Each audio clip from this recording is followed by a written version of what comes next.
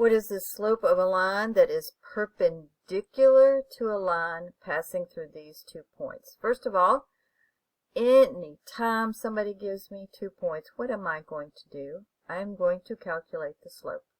I have 2 points. I'm going to calculate the slope. Y minus y, x minus x. I know how to do this, right? So I have the first, this is x and y, x and y. 7 minus, now remember minus is part of the equation. So 7 minus, and then what's my other y? Negative 9. And then I'm going to do my x's, negative 2 minus. Alright, and then my other x is negative 6. Now you'll notice that I put some parentheses only because sometimes we don't lose track of our negatives quite as bad if we will put the parentheses, but that's up to you. Now, 7 minus, that's a plus, so 7 plus 9 is 16. Minus, that's a plus, so that would be 4.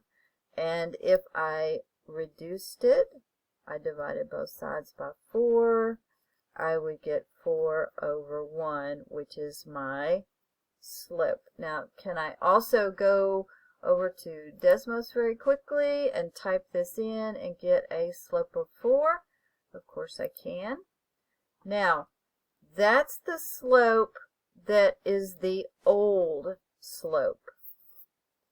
Now, what is the slope of a line that is perpendicular to the old slope? Perpendicular, so I need a new slope. That's what I need.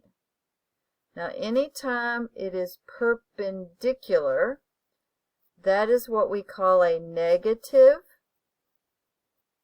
reciprocal.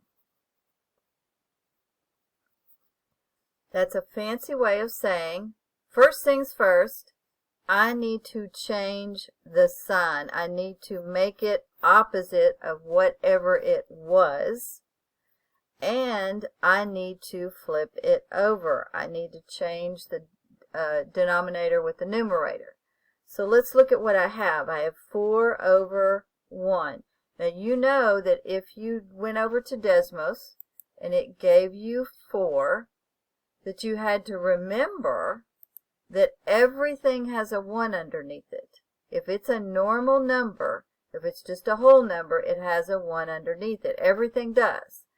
So if I flipped it over, that would be 1 over 4, and this is positive, so I need to change the sign, which now makes it negative. So my new slope for a perpendicular line is negative 1 over 4.